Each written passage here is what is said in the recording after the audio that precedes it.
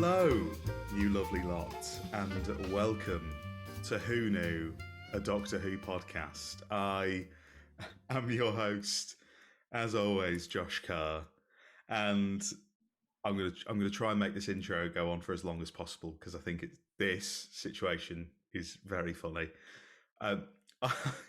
We are here for a special episode because it is the day after the night before.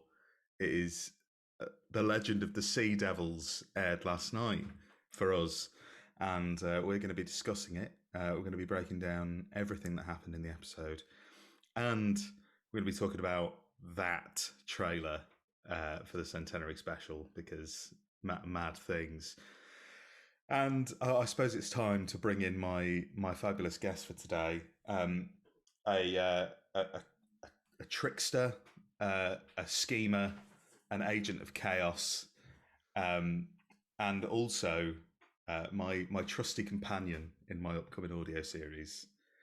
It is the one and only Jude Lavous. Hello.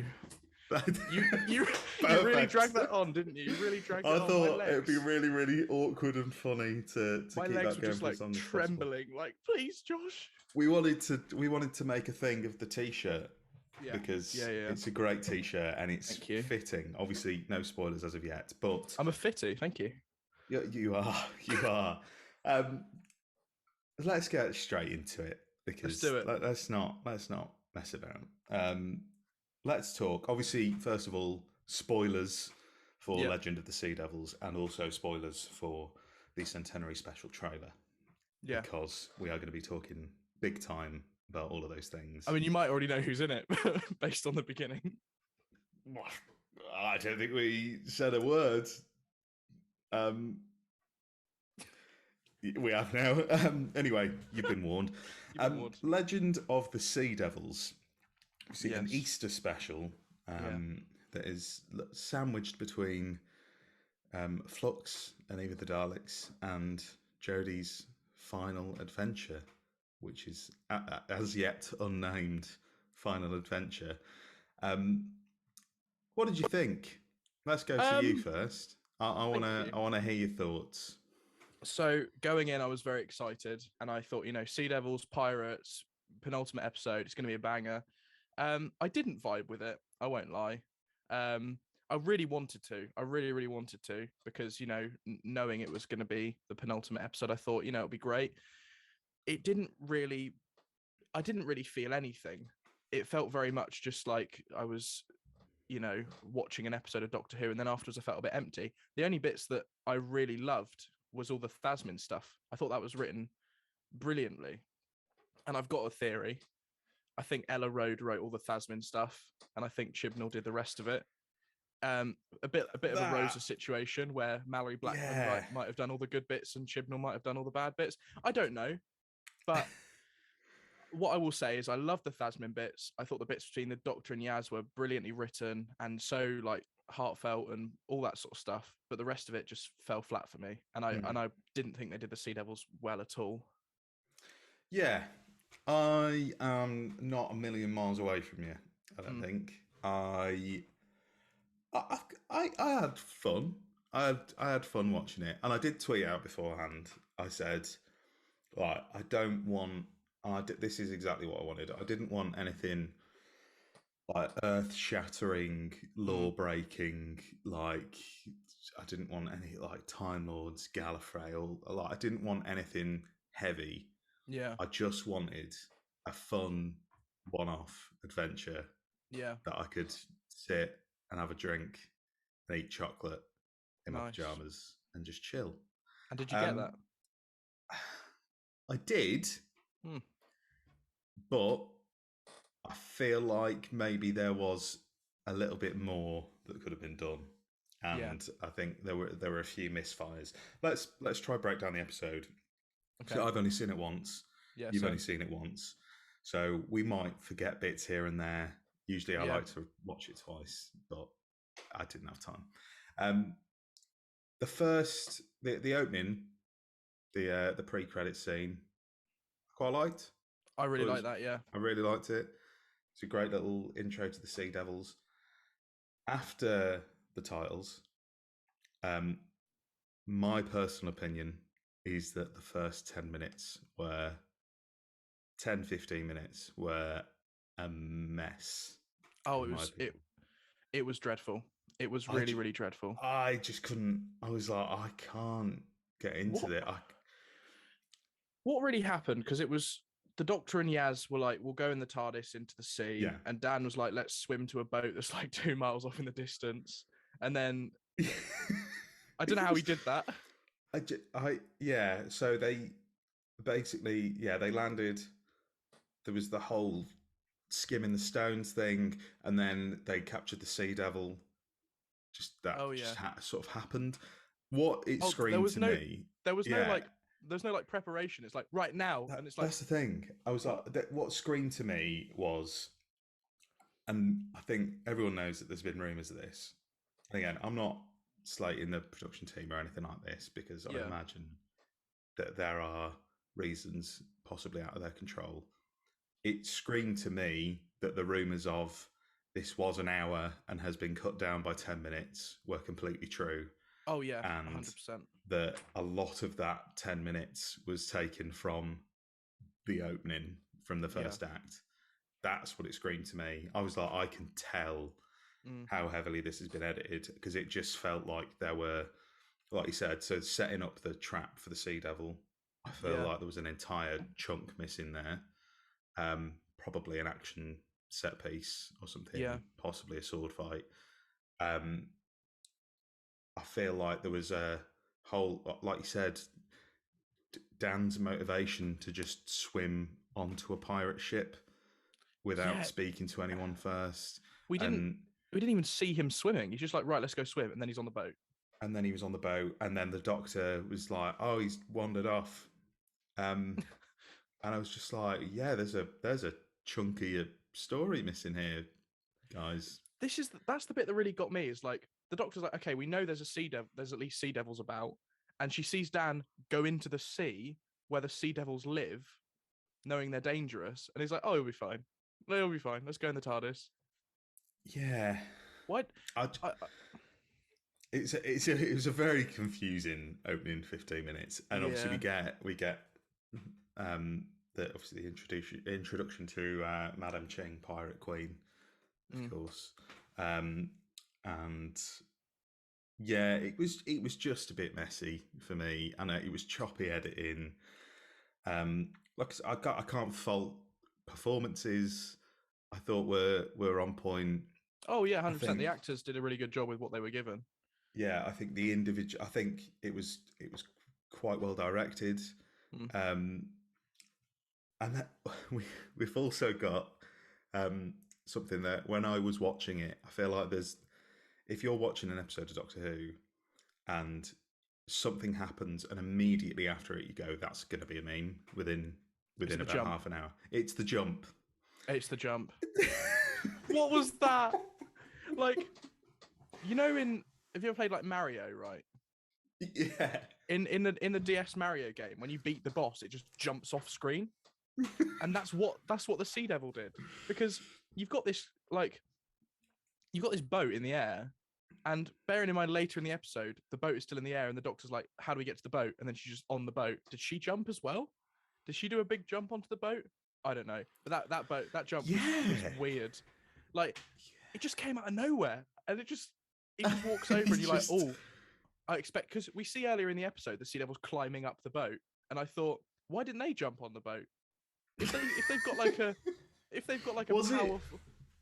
I I think again, I think this might be the reasoning why I think might be down Yeah. to a scene getting cut because I think it's to do with the stone skimming Yes, I and was the just thinking thing that. where it bounces off. So I think if you jump into that, then you get transported onto the Yeah, maybe ship. that's how the Doctor got onto the ship. Maybe that's how she got on as well. But also, why? Yeah, it was like, It just felt like we need some sort of plot device to get them onto a ship that isn't just a really low oh, hanging ladder. Josh, Because I think it could have been a if rope only or a ladder. if only the Sea Devils were given a new power to teleport into green smoke in this episode, that would have been a really good way of getting. Oh, that's what they did. Oh no. If you're going to introduce the Sea Devils that can teleport now, just use that. Yeah. It looks better Yeah. than boing. You know, people have been editing sound effects onto that, and it I can't just get over the jump. It was just the moment I watched it, I went, it's awful and I love it. yeah, It's yeah, just it's one of those Doctor Who moments that yeah. is going to go down in history. It's like Kel with a council axe from Fear Her. Like it's iconic. You know, It's iconic. It's so ridiculous, and it's basically it's like it for a Sea Devil story. I feel like that might have been the Merca moment. that was the That Merca was the moment. Merca moment. And like, this is the thing. It was a silly scene, but if you ask me, would you like it to be removed? I'd tell you no. I would No, like it kept in the it story. was probably my first big laugh of the episode. I think it's my first and last. No, I'm kidding. say that. That's you are joking there because I know that I you're am joking because there are funny moments. That moment when she goes, "No ship, Sherlock." No ship, Sherlock is a top beautiful. tier joke. What? Right. So what happens after that? This is basically a mess of a podcast, by the way. That's all right. This is basically just me and Jude trying to establish what's happened, not really giving you any detailed insights, I imagine. So he jumped on the ship. Point, yeah, they jumped on the ship. Yeah. Then you've got all the stuff with the Fleur de la Mar and trying to find the treasure. Yeah. And that stuff I didn't mind. I thought, oh, that's okay. I mean, I think plot-wise, it made a lot of sense. Not scientific sense in terms of flipping the poles of the planet to flood the Earth to make it inhabitable for sea devils. Was that the plot? I think so. I didn't notice that. Was that the plot? Well, they were trying to... I feel like that. They described that they were trying to flip the poles, and then when they flip the poles, the sea devils can live on the Earth. Okay, well, again. I totally missed that. So, I mean, look, from a sea devil point of view, they already have a majority of the Earth. Yeah. In terms of the sea. Are you telling them to go back in the water and be happy with what they got? You know what, right? Don't make me a sea devil, gammon. No, I'm not. Get back in the water. Get back to where you came from. Hate the sea devils. Love me one. No, this is what I don't get right. They're sea devils. Why was their base oxygen filled? Why was their base not filled with water if they live in the water? Yeah, again, another little another strange thing. That's all right. It doesn't really matter though, does it? Yeah. Again, I think we're like we're nitpicking a little bit. Okay, let's look at it as a whole. They're quite. Let's go into again. This is such a mess. Let's go into the Doctor and Yaz, because I think we are both on a same level that is far and away the best stuff of this episode. I think it's the best. I said because I recorded my reaction to this, which will be out hopefully later. Little plug, sorry. No, go for it. And when the conversations happen between the Doctor and Yaz, I think I even said in the reaction, this is some of my favourite romantic writing in Doctor Who, because you know, in School Reunion when the Doctor's like, you know, you can spend the rest of your life with me, but I can't spend the rest of my life with you. You wither, you decay, you die, all this depressing stuff. That there was a lot of moments in this that felt like, you know, I feel the same way, but it can't happen. And I really liked that, because it wasn't like, let's just throw caution to the wind and do this. It felt very mature and very sort of really well dealt with, you know? Yeah, I completely agree. I think, it was beautifully written and beautifully performed as well. I think that's what, especially in Eve of the Daleks, obviously the back end of Flux and this, the little facial expressions and the little looks to each other between Jodie and Mandip is just like, again, it's so subtle, and I think there's an inclination when it comes to acting, especially in Doctor Who, where everyone goes to the big speeches and Yeah, everyone goes to the big epic moments and everyone goes to the big shouty moments. But I think there yeah, is a lot to be, and the very obvious emotional moments as well. mm, But I think there is a lot to be said about the quality of acting on show yeah. when it is that subtle. It's the And subtlety of just you can convey so much with one look. yeah, And it's just there's some moments where the Doctor looked over at Yaz and you could just read everything mm, from what Jodie was trying to portray. You could, she didn't have to speak. She yeah, just had to look at Yaz, and you could literally that whole thing. You could be like, I know exactly how you're feeling, and I think honestly, those moments alone just make the episode shine in a way. mm, yeah. Um, I completely agree. And like I said, every time we cut to one of those moments, like you'd think that a lot of people, uh, especially like more general audiences, for a one-off special, would be more inclined to like jump on for an episode for the mm, fun and the action and the adventure. But I think that was secondary in this yeah, episode to that I'm emotional. glad it was as well. I'm glad it Yeah, was.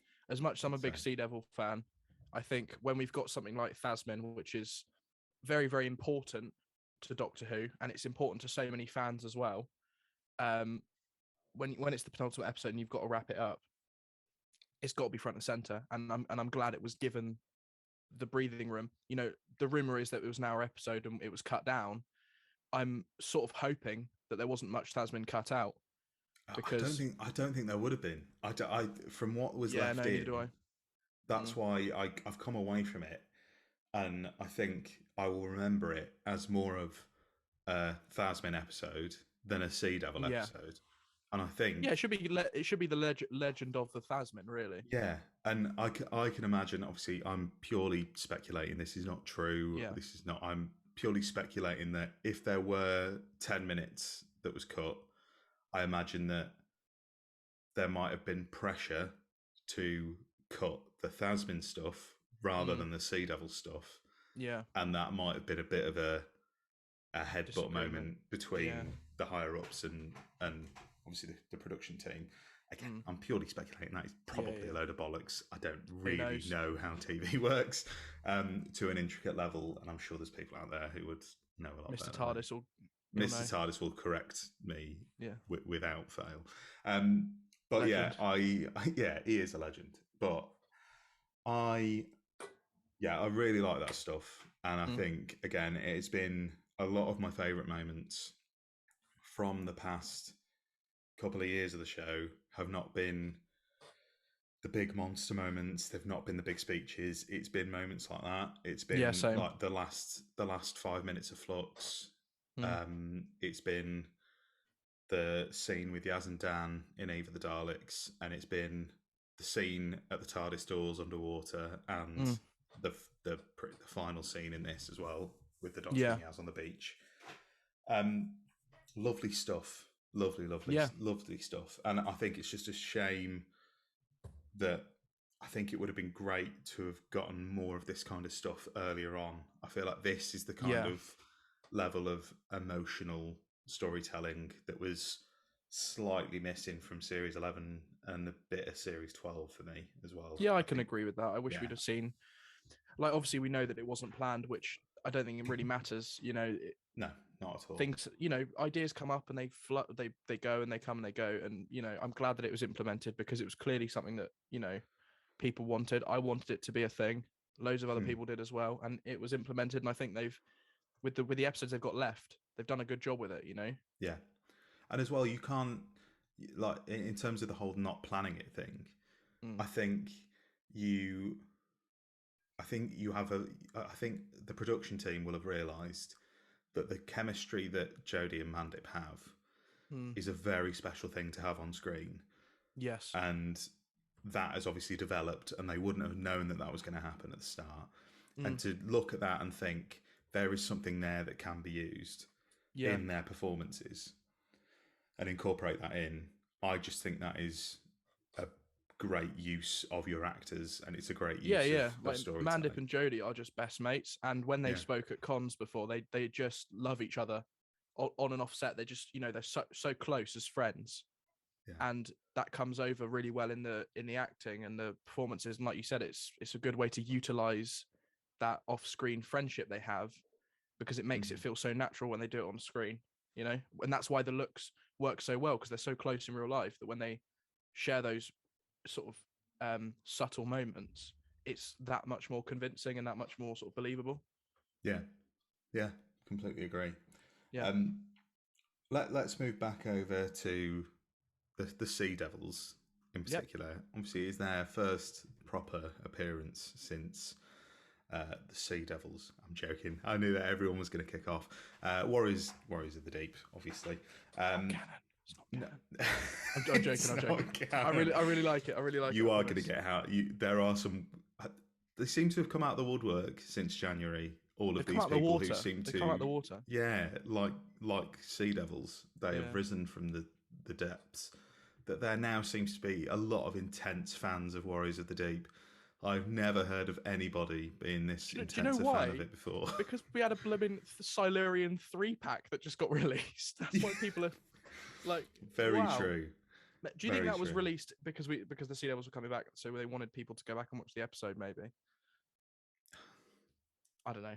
Irrelevant. You would have just released a Sea Devil pack, wouldn't you? Yeah, that's sort of like Sea Devils through the ages. Because obviously, I don't know again how the figures thing works. That Matt Toffolo will bring him in. Yeah, come here, Batman March, get in here. Come on. But like, I think the dream scenario, whether this would have been possible in terms of getting like promo images and stuff, probably not. But the dream would have been a Sea Devils Sea Devil, a Warriors of the Deep Sea Devil, and a Legend of the Sea Devils Sea Devil. I said the word Sea Devil way too many times then. So many times. But those three in a 3-pack, that'd be the dream. I honestly think, I mean, we know that obviously the promo images are done and then shown off to the public, but we don't know the time gap in between them. Yeah. And I remember hearing rumors that apparently this production team has been very sort of keeping the cards close to the chest when it comes to new monsters. Like if you think back to sort of Russ Davis, we'd see like series 3 would air and then we'd get like a Weeping Angel figure like within the month. Yeah. And then but with this we'd see the Saranga conundrum, and then 1 or 2 years later we'd get a Pating Pop vinyl. You know what I mean? Yeah. The sort of space between seeing the creature and the figures is massive. So I don't think they could have done it, but it would have been cool. Yeah. Would have been nice. But it was lovely to see them again. I'm not gonna lie. Yeah. Whether I like I said, I didn't vibe with everything that they did with the Sea Devils. I think there's some changes to them that I didn't really get on board with. But I think 50 years since their first appearance, they've not been in New Who. I think it's the perfect opportunity to wheel them out again in a 100%. I think when it comes to the way they were done, they suffer with prequelitis, is what I'm calling it. So follow along with me, please. I'm in. So in the Star Wars I'm assuming you've seen Star Wars and know Star Wars. I have seen Star Wars. Okay, so the prequels are set before the originals, but they look more high tech and they look more modern. Yeah. And I think the Sea Devils here are the earliest chronologically we've seen them, but they can teleport, they can Mario jump, they've got these high tech like machinery, they've got these like lightsaber things, and they seem to be more advanced than the ones we've already seen, which to me is just really odd. Yeah. Really odd that they can teleport, and it's odd that they've got these like the ability to like hijack entire ships and make them float, and you know. Yeah, it's a bit mad, and I'll like I said, I mean, I know that you've got quite a quite a deep connection with the Sea Devils. Like I dated one. Well, there you go. No, it's my dad's first monster that he remembers. So intrinsically, I just think that, like you said, if you could have stripped them back, I think it improves the story. I think if they'd have been like feral, and like you couldn't really reason with them, and they would just kill people because they weren't really that scary. I felt like that they weren't. And this is one thing I will say quickly, and it sort of doesn't really matter. But we've had 3 appearances of the Sea Devils, and not once have we seen them actually swimming. Like, what's that about? So, like, here's my belief. So, I've got my figure Is here. that true? Is that really? Yeah, yeah. Oh my god! If I pop his head off quickly. So, imagine the body's like that. Imagine the head is like up like this, and they're like jetting across the water with their fins because they're sea creatures. Yeah. We've seen the Silurians dig because they're little lizard men, but we've seen the humans walk about because that's what they do. But we've not seen the Sea Devils swim about. And I think we've never seen a sea devil swim. All I want to see, right, is that scene where they had the Thasmin moment underwater. I just wanted to see like a sea devil like just jet past. That I was like, was that a sea devil? Like that's what ruins the moment. Like a missile through the water. I love that. Yeah. I can't believe we've never seen them swim. It's just really funny. Mad. We've seen them wade. We've seen them like wade through water. But they look so uncomfortable wading out of the water. Can they even swim? Do they just do that for like dramatic effect? Maybe that's why they're always trying to get on land. Yeah, maybe that's why their base is like they can breathe underwater, but they can't swim. They're terrible swimmers. They're just under the water in the John Pertwee episode, like, right, are we going out now? All right, like that, and they start bobbing out. Has anyone got any armbands? Yeah, that's what they can't swim. It's a good sea devil. Was it? Big Finish need to hire me. Yeah. I mean, like I said, I liked the performance of the Sea Devils. The voice was spot on. Big up Craig Ells. Big up Craig Ells. Old Carvanista's back, and he's a fishy boy now. First he was a builder, then he was a dog, now he's a sea devil. What can't this man do?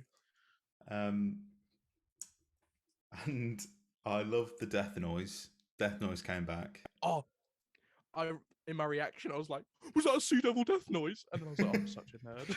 But yeah, I think if you strip them back, it's a much more interesting story of like, give them normal swords, give them like, rather than a flying ship, which I wasn't a big fan of, why not have them use the same technology and to raise a shipwreck just to the ocean and sail it? I think that looks cool as well. Because the floating ship didn't serve any purpose. Like it didn't. The thing of it flying didn't actually. It just created problems, as previously mentioned, in terms of people getting on the ship. Yeah, literally. Chris Chibnall walks in, makes the ship float, doesn't elaborate, and leaves. And that's what he did. And then they go, well, I suppose we're now going to have some kind of magnet water. Yeah. That means we can all jump on. Okay, we'll make the ship float, and then we'll have one of the Sea Devils jump on it. One of them will teleport on it, and the other ones will climb on it. Chris, we could just have them have like really long ropes or a big long ladder that goes just a bit longer. Or Chris, why don't we just have it a normal boat? No, guys. No, magnet water and a flying ship, please. Or maybe they don't need do they need a ship at all? Because they didn't spend any time on it. I don't know. Like they spend most of the moments we get of Sea Devils on ships is when they're on Madam Ching's ship. Do you know what could have happened? What? We could have had all of the Sea Devils swim like the school of fish in Finding Nemo. Yeah. In the shape of a pirate ship underwater. Yeah. Or just have the pirate ship underwater. That is cool imagery. If there's a pirate ship moving through the water, with them underwater, and they're not even phased the fact that they're just going through the water, that'd be sick. I also think as well, if you're going to have a flying shipwreck, give us it flying out of the water. I think that would be so cool. If it like rose out of the water and it just there's a Sea Devil on the end of it like that. But I just think strip them back a bit and make them like actual pirates rather than we've got a big underwater base that isn't underwater. I think they should have lent fully into the pirates. that flag they released, that image, that should have been on their ship. One of them Yeah. should have had a cut on his eye and an eye patch. You know, they should have Oh, been. you should have had a parrot. They should have had like literally like not a parrot, but like a little seahorse on his shoulder or something like that. Oh, seahorse. That's imagine that. I like that. Get me I in the like writers' room. that. Yeah, like. I think we're. Is there much more to cover? I feel like this is probably my biggest problem with the episode as well. Is that though it had fun moments and there was fun, the action set pieces didn't do a lot for me. I didn't mind the action. I think Yeah. my main criticism of the episode, and it doesn't really matter, but it's the over reliance on exposition, because there was moments in the episode where Yaz was like, he's pushing them off the ship so they'll drown in the sea, and then there's the Doctor going, he's in league with the Sea Devils, like right after he's just gone, my master, to the Sea Devil. Like, we know he's in league with the Sea Devils because we've just seen that happen. And there was that bit as well where like she goes, don't let the swords touch you, which is just advice for swords in general. You know what I mean? Yeah. Like, if I'm sword fighting, I'd very much like it not to touch my skin. That's just Yeah, there's also the bit with the big sea monster, which I think it had a different name. It wasn't a Merca. It was not the Merca. They should have just called it the Merca. Merca Gate. Why not just call it the Merca? Because we would have been so happy.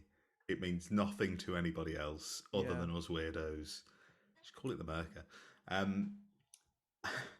There's that bit where the Merca's going towards the pirate ship, and Dan's like, it's heading straight for us. I'm like, you have just shown us 4 shots of it moving straight towards you. Yeah. I think we know, and you're already manning the cannons. We know it's coming for you. I do get what you mean, and I think that's crept in a few times. It's not a big deal. Like, don't get me wrong. Nah. I'm not like it doesn't trigger me. I'm not sat at home like, I can't believe this. Like, I'm sort of like, this is one of those things. Like, it didn't really detract from the episode overall. It's just a little gripe. I just think, aside from all of the Thasmin stuff, I get that there was a story, which was the Sea Devils trying to flip the poles. If I've got that right, you don't even remember that bit. But I'll be honest, like I was trying to pay attention. I did not get that at all.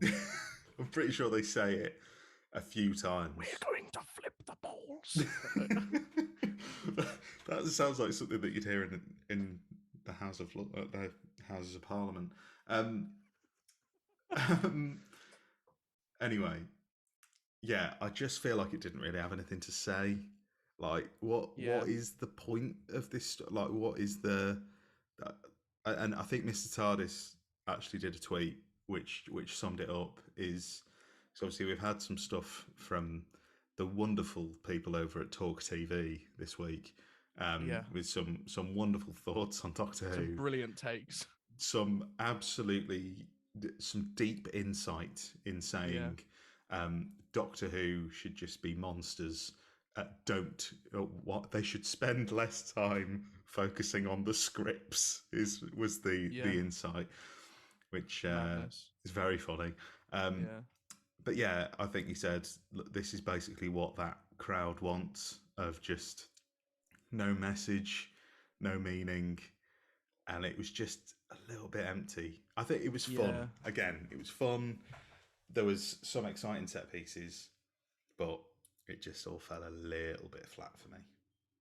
I think it feels very much like A Nightmare in Silver, where it's a fun romp, but there's past that, like, the performances are good, but past that, it's not like anything I'd sort of go running back to. Yeah. I think that's fair. Do you have a score out of 10 for it? We usually save scores out of 10 for a couple of rewatches. But let me have a look, because I've got a big list, because I'm a big nerd. I rewatched all of Doctor Who, and I've made a big list. And I feel like I have to look at it and think, what did I place other things at? What would I compare it to? I mean, I would give it maybe a 4 or 5. That's what I'd probably settle on. I think the Thasmin stuff really does drag it up. Yeah, I don't think I could give it higher than a 6. that's fair. That's I fair. think I think a 6 is the highest I could go. Yeah, Maybe a 5, 5.5, 6, yeah. something like that. But yeah, look, for an Easter, switch your brain off. There is fun to be had.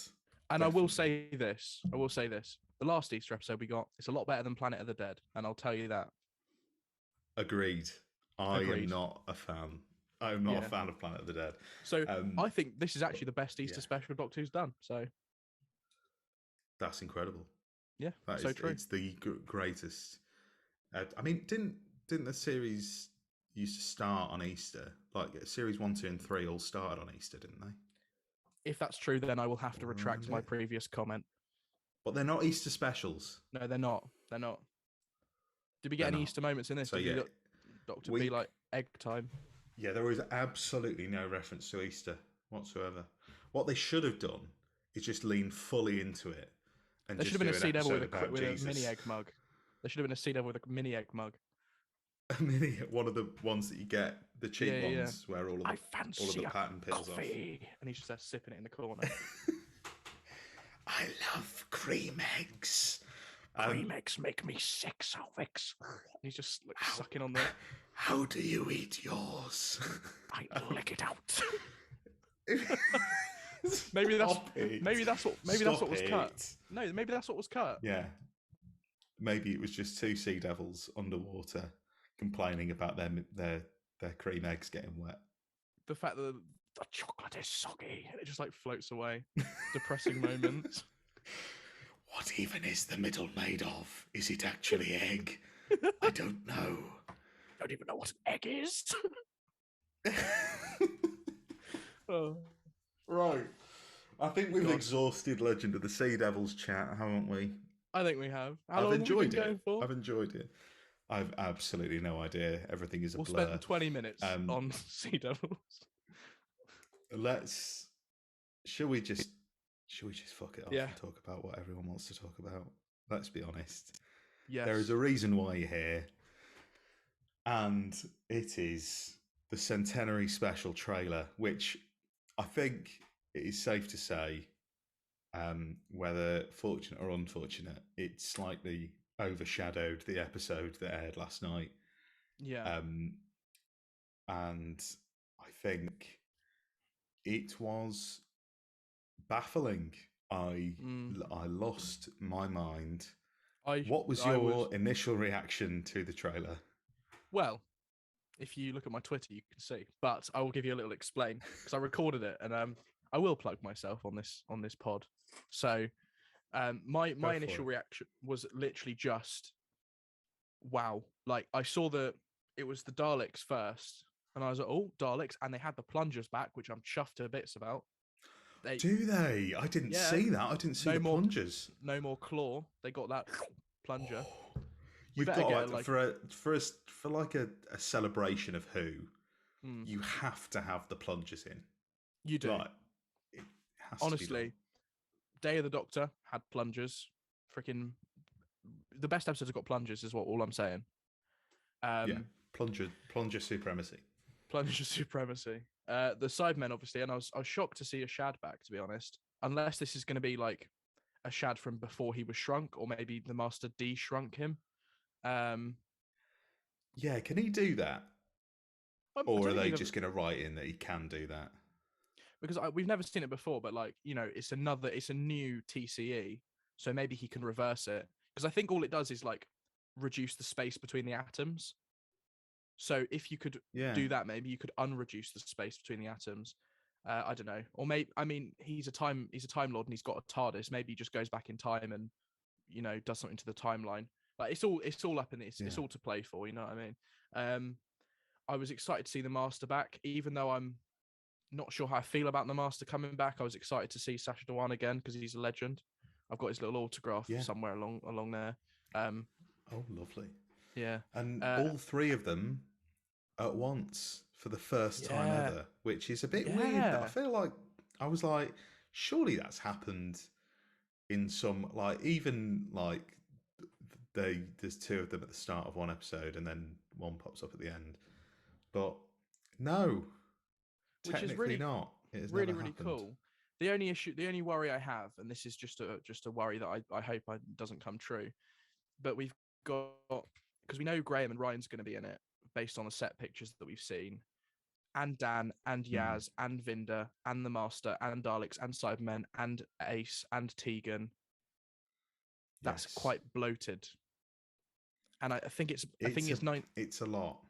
I mean, saying that though, Stolen Earth and Journey's End managed to do well with that big cast and not make any of them feel wasted. So, this is a 90-minute episode, which is a long time. And if they and Kate's in it as well, if I've got faith. I think it'll be fine. But yeah, I obviously hope so. The big reveal was obviously Ace and Tegan. Now I will get hate for this.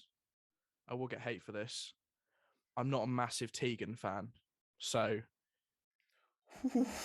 But saying that, she's good, and I was happy to see her back, and I'm glad she's back. But all I'm saying is, where's Adric? Bring him back. Ooh, now, find me a way. How is that going to work? If Ashad can come back, then Adric can come back. What if Adric survived and was just the only human, the only person on the planet? Please tell me you've seen Earthshock Part 5. Is that what happens? So there's a fan-made claymation called Earthshock Part 5, where Adric lands in the dinosaurs era, and he's like, "Oh, I'm alive," and then a dinosaur eats him, and that's it. It's like a 5-minute thing. It's brilliant. Yeah. Or if he lands, lives for about 40 years, gets plucked out, gets put back, and then the comet hits. Yeah. Well, and then he still dies. Because at the end of the day, I don't know why I'm insistent that Adric still has to die. No, I think we'll get an Adric reference. I think that would be lovely. Tegan will be shooting a Cyberman. He'll be like, "This is for Edric," and kill him. That would be beautiful. I would love that. I think, let's talk about Ace and Tegan. I think that is the biggest news, really, isn't it? Yeah. I'm excited. I'm excited to see them again. I'm excited to see them perform again. Like I said, I have trepidations on whether it's too overstuffed, whether they're going to have enough time to do anything interesting with them. Yeah, that's my worry. And if I may just say quickly, when Sarah Jane came back, there was a lot of moments between her and Ten of like, you left me, you dropped me in Aberdeen, I didn't think I was ever going to see you again. You changed my life and then just dropped me home, and that really affected me. If we think about Ace and Tegan, the last time Tegan departed on pretty somber terms, it was essentially so many people have died and it stopped being fun. She just witnessed the bloodbath of resurrection and just gone, I can't do this anymore. There's too much death around you. I've got to go. And then obviously with Ace, we know that her and the Seventh Doctor did not have the best relationship. He essentially just, he treated her really poorly. He manipulated her. He gaslit her, all this sort of stuff. I think there's a lot of unaddressed feelings between the Doctor and those companions, and I really want them to address it in that episode. I don't want it to just be, hey, Ace, hey, Tegan, welcome back. Let's be friends again. They left on pretty somber terms, and I'd like that to sort of be a part of the episode. Yeah, I think it would actually be quite cool to have a moment of aggression of that. I think the expectation would be that you get sort of like a moment in Stolen Earth where like the Doctor and Rose are running towards each other, and you get this exciting moment. Yeah. And I think it would be really interesting to subvert that. And it'd be a nice play back to Revolution of the Daleks when Yaz obviously is angry when the Doctor comes back. I think if the Doctor is expecting this like wonderful warm embrace from Ace and Tegan, and they just sort of come in hell for leather, like, well, this is the thing. So what did you do? Why did you leave us? We could have a moment where the Doctor is, in the moment, and they don't realize it's the Doctor. And as soon as they do, they respond with hostility. Like they're perfectly fine to get on with the Doctor until they realize it's the Doctor. Because I don't think they know the Doctor is Jodie Whittaker now, do they? I mean, don't know. There's that book. There's that book at Childhood's End. I think has the 13th Doctor in it, and that features Ace. Right here, and I think, if I'm honest, I think that has to be erased for this to happen, which is a shame. For this to make any sense, it has to just be wiped or repurposed in some way. Yeah. Unless there's elements of it taken, which I think it would be silly not to, because it's written by Sophie Aldred, and it's a really good book. It's one of my favourite Doctor Who books I've read, and she really does that. She does exactly what I said. Is that she challenges that Doctor companion dynamic, and she addresses the bad terms that they left on. So I mean, I think that's an interesting route to go. I also think, as I tweeted out as well, I think Ace and Tegan alongside Yaz are three interesting companions to have when it comes to the villains, because they've all met the Master, the Daleks, and the Cybermen separately. Yes. And they all have quite, again, depending on what they run with, they have quite complicated relationships with each of those villains as well. Yes. Yaz obviously has met all of them individually. There is obviously a lot of hostility to all three there. Yeah. In particular, Ace has a history with Remembrance of the Daleks, and there is, like I said, there's intensity there. And Tegan specifically, Tegan is the heart. Tegan with the Cybermen and Adric, but also if Nyssa is still around, Nyssa might show up. Well, if Tegan and Nyssa are in a relationship, which is what I believe is half canon from what Russell did in the Sarah Jane funeral thing. What you've got to think of, right, is for Tegan, the Daleks ruined her relationship with the Doctor, the Cybermen killed one of her friends, and the Master killed her auntie. So I forget about that. Yeah. I forget about that as well. All three of the monsters have a gripping sort of impact on Tegan's life. And I think even seeing something like the TCE again will bring back those horrific memories of the fact that the Master killed her auntie. You know? And you know, like, that's why I think Nyssa and the link to Nyssa, and if Nyssa does come back, because there could be more companions that come back. Josh Snares will go mad. Josh Snares will lose their mind. They also have this thread that I think loads of people wanted to be pulled, but never did get pulled, of the fact that the Master just stole Nyssa's dad's face. Yeah. And that is a thread that just never got pulled. And you've missed the boat with doing it with Ainley. But I think, again, all of these have personal vendettas against these villains in particular. Like, even if it's just a one line. You could bring back... Yeah, exactly. And like, you could bring back a Jamie, but there's no connection with the Master. And there's no understanding of the threat level of the Master. You've also got Kate Stewart and the Cybermen as well. I mean, her dad got converted, so... Yeah. Kate Stewart and the Cybermen, Kate Stewart and the Master. Because obviously that was Missy's fault.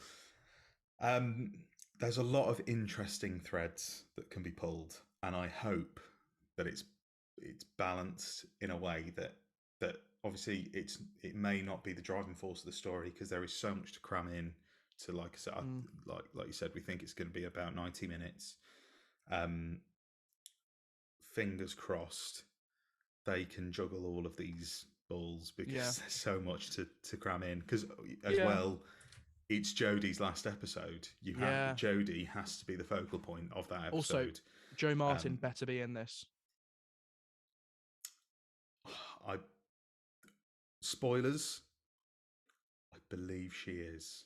Well, this is the thing. When I believe I've heard things that she is. When I was at was it MCM? No, LFCC. When I was at LFCC, I was at the Joe Martin and Sacha Dhawan talk, and they were, answering questions and whatever. And Joe Martin started talking about things like when we were on set, we took loads of photos together. When we were on set, all this sort of stuff, talking about her and Sacha. That was it. And they've not had any scenes together in the show, so they've got to be both in it. They have to be. I think it would be a missed opportunity. Again, like I think there were some people who were expecting her to pop up last night in Legend of the Sea Devils, which I didn't expect was going to happen. I didn't really want either. I think again it has to be in this Centenary Special. Yeah, you are right. It's a lot to cram in. Yeah. Because, like I said, you've got all of those things that you said before. You've got returning companions, returning monsters. I suppose that is the only saving point, is that a lot of the aspects that are being brought back are already established. You're honestly not having to spend time establishing many new characters or many new villains. So with Series 5, the main plot of the finale is we can't let the Doctor live because he will cause the destruction of the universe. So they've seen him in the Pandorica. I think there's going to be a similar vibe to this one, which is the Doctor can't open the fob watch because if she does, it will bring back memories that will cause this bad thing to happen, which is why these are the forces that mass against her, the Daleks, the Cybermen, the Master, I think they're going to try and stop her opening the fob watch. And I think in a time of need, she will bring back, or she will get in contact with her previous companions. Think about it. Tegan was there for the Fourth Doctor's regeneration. So she's got that experience of a changing face. Someone also pointed out on Twitter, I can't remember who it was, but Ace ushers in an RTD era both times she's appeared. Like, she appeared in the classic series, and then we got the RTD era next. Yeah. Now she's appearing. We've got another RTD era. I like that. I like that a lot. Just a quick sidetrack, because I realised that obviously we've spoken about Legend of the Sea Devils, and I completely forgot to go over to bloody Twitter. So let's go over to bloody Twitter and see what everybody thought. But I'm not going to lie, a lot of it is based on the trailer. So here's bloody Twitter. For God's sake! Bloody Twitter! Bloody Twitter. We'll speedrun a few of these. Charlie at Verve Vivo. She said, thought the 50-minute prologue for just a teaser was a little bit extra, but hey, I'm not complaining. So that's sort of the vibe that we're running with here. Oscar Groucho said about Legend of the Sea Devils, this struck me as very much a Virgin New Adventure adaptation. A slow burn exploration of the Yaz and 13 dynamic, played out over the beats and iconography of a traditional high octane base under siege tale, visually sumptuous and a scattershot confidence, feeling like this era in a microcosm. So lovely little review there. I think that sums it up in a very nice way. Yeah, I think it does. Jack at Ann_awful_Jack, the host of An Awful Lot of Running Podcast, dear friend of the show, said there was an episode. I only remember the insanity that was the trailer. I kid, Legend of the Sea Devils was good, but not great. Didn't really hit many highs or many lows. It was breakneck with a couple of great slower scenes. A fun episode all in all. Yeah. Miles Taylor at Tailored Vision said, legend. Felt like, he is a legend. He is. Felt like this would have been a perfect Doctor Who magazine comic strip. A nice contained action adventure across a few pages, not really suited to a 45-minute TV slot, in my opinion. And also the classic Sea Devil scream. So, heart eyes. Spot on. spot on. I completely agree with that. I think that Yeah. that is exactly what this felt like. It felt like it wasn't trying to say too much, and that meant it was probably more suited to like a shorter form story. Yeah, 100%. Yeah. And Alex Lime at the Rebel of Time, they have said, I thought it was pretty okay, but was dull at most parts. And with only 45 minutes, I'm happy with that because I probably would have been bored. The story developed really slowly, but there were bits and bobs which I did enjoy. Was at least a lot better Easter special than Planet of the Dead. Which we agree with. Yes, we 100%. do agree with. And that trailer made me really excited and was happy with the returns. I am excited for that. And like I said, we've just been discussing it. We're excited for it as well. That was bloody Twitter. 100%. Thanks to everyone who wrote in. It didn't have much time this week because we are recording this very much the morning after. But yes, let's summarise. Obviously, we've summarised on Legend of the Sea Devils, but the Centenary. Are you excited? Is there anything else that you are expecting to see? And what are your feelings on what we know so far? Okay, so I'm very, very excited. Based on what we've seen, I'm looking forward to, because it's a 90-minute episode. We can speculate on how well the time is going to be used, but whatever happens, we're going to get some iconic and interesting moments between these characters that have not met each other in many, many, many years. The dynamics that are being introduced will cause interesting things to happen in that 90-minute slot, and that's what I'm excited for. I do think we're going to see the Fugitive Doctor again. I do think we're going to see Carvanista again, maybe in a form of some flashbacks when the Doctor opens the watch and we see, past adventures that the Fugitive Doctor and Carvanista might have had together. Obviously, we know about Graham and Ryan, but apart from the characters being there, and the characters that we know about, I don't really know what the plot's going to be, and I'm quite excited about that because it could be anything. We know that the watch is going to feature because there's that scene of the Doctor at the end. And I think that's opening the watch. I don't think that's a regeneration. No, it seems too enclosed to be her regeneration. It doesn't feel, because if you think of every Doctor's regeneration, it's been quite thematic and it's sort of related to their character. Like Tennant was alone and Matt Smith, saw all the drawings and Amy Pond as a child, and it sort of summed up the sort of like fantasy-ness of his era. And I think the Doctor, each regeneration is sort of thematically relevant to their era. So I don't think the Doctor's going to regenerate in that scene. I think that's going to be a scene of opening the watch. But no, I'm just intrigued because we sort of know elements of it, but we don't know the plot. And I think that's a good thing because it could be anything. And, people will be theorizing and picking it apart. And we've seen Ace with the baseball bat beating up a Dalek, and, that is a lovely little tease from the trailer that I am very excited for. And obviously, Sophie, to name drop a little bit, got to use this opportunity. Sophie was on the podcast, and we discussed at great length the excitement of beating up a Dalek with a baseball bat. And I watched a tiny bit of it back last night, and I was like, you knew when we recorded that. You knew on Who Knew is what happened. You knew on Who Knew. Who knew? Sophie knew is the answer. I can't take credit for that joke. Someone else made that on Twitter. I believe it was Jace. Thanks. Nice. You touched on theories. Again, before we go, whether it's one you've come up with yourself or one that you have seen, what is your prevailing theory that keeps going around in your head about the Centenary at the minute?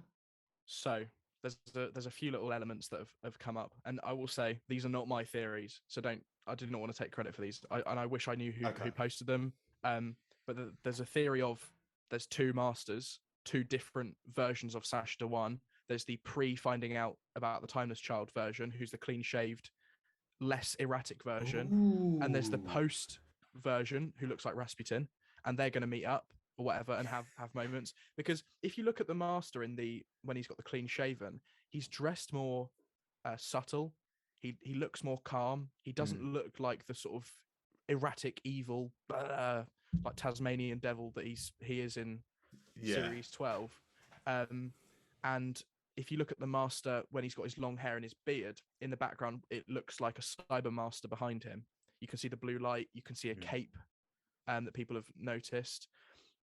And I think there's also the prevailing theory of Yaz perhaps being manipulated into joining the Master's side. Maybe the Master will use her feelings for the Doctor and knowing that can't go on forever to try and, manipulate her. Obviously, we've got the shot of her with the gun in the TARDIS.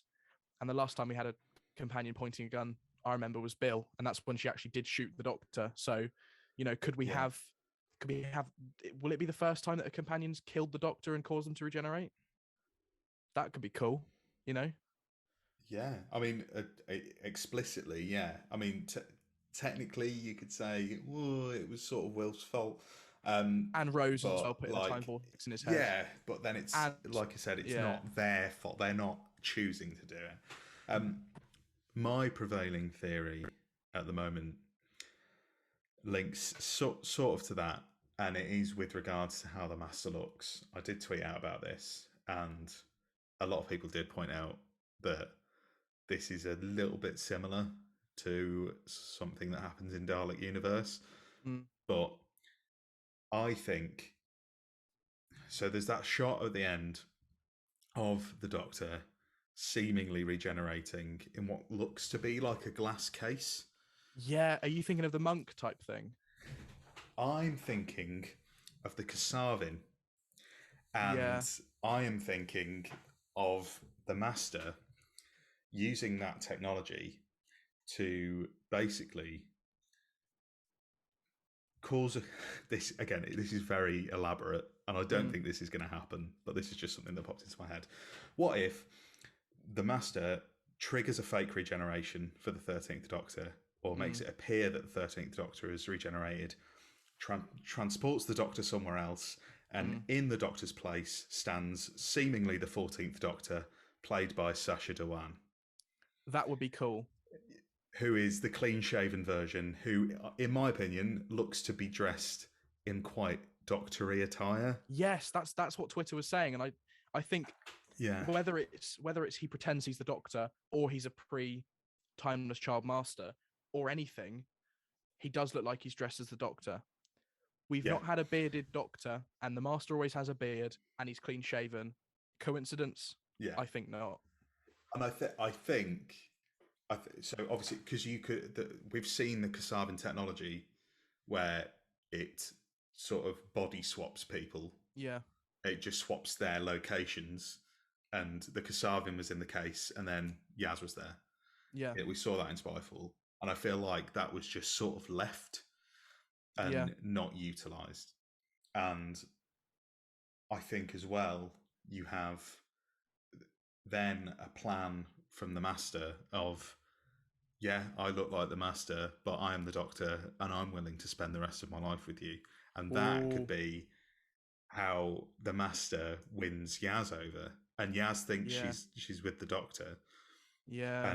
But this Doctor is the one that is willing to spend the rest of eternity with him. And that's where a dilemma gets caused when the 13th Doctor comes back. And she's like, "You're the imposter," and shoots her. Yeah. In the TARDIS. Yeah, it could happen. You never know. When the Doctor is sus. And that could be, could the Centenary Special finish with the Master winning?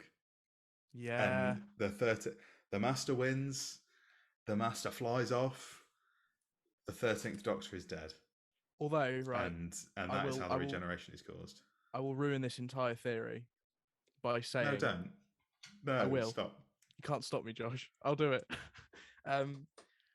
We have seen a photo of the Doctor and Yaz stood in front of the TARDIS looking like they're having some sort of reconciliation goodbye scene, where the Doctor sort of stood in the TARDIS doorway and Yaz is chatting to her as if they're saying goodbye for the last time.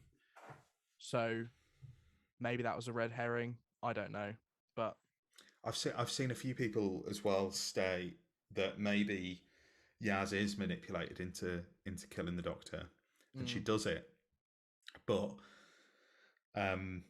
when the Master releases Yaz from that manipulation. Mm. She doesn't remember doing it.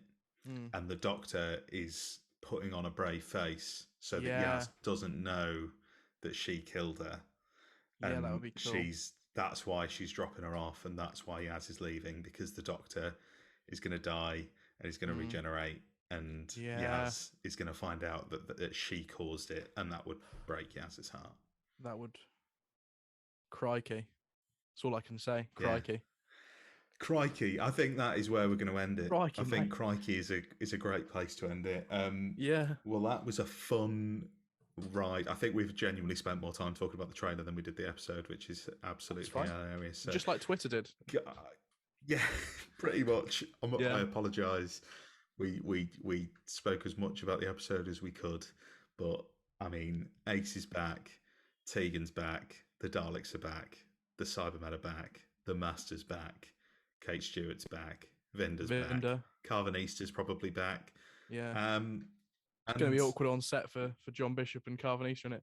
You know, there's a fan art of me and you doing unspeakable things. Oh, God. Oh, no.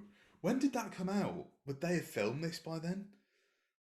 No, because we saw set photos from the Centenary quite recently, didn't we? And that was definitely before then. Oh, no. Have you seen that Maybe video? They just thought, should we just do it? Yeah, let's just do it. Keep the Carvanista head on. Okay, all I'm saying is, if we can have Vastra and Jenny, Lizard and Human, and we can have Brannigan and that lady in Gridlock, why can't we have Dan and Carvanista? That's all I'm saying. All I'm saying. Yeah. Dan Vanista. We have picked the right time to end this podcast, because this is where we've hit. Yes, we are very excited for the Centenary. Yes. Oh, it's a long way off, but I'll probably do another one of these, maybe with a few people. We'll have a big celebration, and we'll all talk about the fact that my theory was true. And you get to pat yourself on the back and be the king of Twitter for many years to come. My predictions never come true. I also predicted that the episode would be called The Children of Time. It still could be. The Timeless Children, the Children of Time. See? Might work. Who knows? Anyway. Who knew? Forget my predictions. They're always wrong. Who knew? Jude, please, before we go, plug away. Yep. Anything that you want to plug. My Linktree is hopefully in the description. It will be. Down there. I'm on TikTok. I'm on Twitter. I do the odd thing on YouTube. Not much. I do chat a lot about politics, so if that's not your thing, don't follow me. That's all I'm saying. Yeah, you do. But that's fine. If you're not into that, that's totally fine. But if you want to find my links, they're down below. Anything that takes your fancy, go have a look. If not, I'm not offended. I'm just glad to be on here chatting about Doctor Who. It's what I love to do. It's been lovely to have you on. Lovely. Thank and you. also, thank you for having me. Something that was lacking from your plug is that you're also going to be playing Billy Rowe, the companion in an upcoming audio series, The Peculiar Adventures of Doctor Who. There is an audio series coming soon. Soon could mean anything, but I'm Billy Rowe. I'm Billy Rowe, and I'm playing one of the companions, alongside Violet and Josh. I'm not Violet. That's me. Yeah. Violet's the character. I'm playing the Doctor. Josh is the Doctor. Yeah, that's happening. And it's gonna be really good. And also, yeah, it'll be the best thing about it'll be the best Doctor related thing ever. And if you don't listen to it, then you're cringe. Basically, is all I can say. He's right. I am right. And to plug my things, I am making that audio series. So keep an eye out. There may be news dropping soon. Maybe. And you've been listening to Who Knew, a Doctor Who podcast, and you can find us on YouTube where you can get full video versions. And so if you're listening to this on Spotify, you could have been looking at our pretty faces the whole time. You could. And you can also t-shirt. listen on Spotify, and your lovely t-shirt. You be listening on Spotify and wherever you get your podcasts. We're on Twitter at Who Knew Podcast, on Instagram at whoknewdwpod, and on TikTok as well at Who Knew Podcast. So down with the kids. Go and have a look. Post some clips. I am. Hello, fellow kids. How do you do, fellow kids? And also, how do you do? Also, we've got a Patreon. If you want to support the podcast, you can chuck us a couple of quid, and it would help us keep the mic on. Yes, and the merch. You can get merch. You can even get I haven't got one next to me. You can even get a Who Knew badge, which I don't have to display, if you sign up to the Patreon, and you can buy T-shirts and things like that on the merch store. So, that was Legend of the Sea Devils. That was a Centenary trailer. I will see you again in a couple of weeks' time with some marvellous guests. Better than this one. Yeah, I'm a bit rubbish. Joking. You can't get better. You can't get better. You can't. Many have tried. See you all later. Bye. Thanks for listening. Bye. Big thank you to all of our patrons, and a massive shout out to Alfie Innes and Cal King.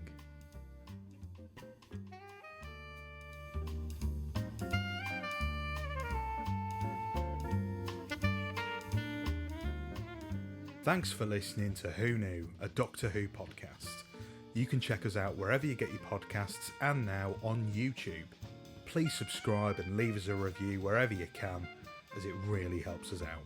And a massive thanks to the Sononauts for lending their cover of the Doctor Who theme to be the theme for the podcast.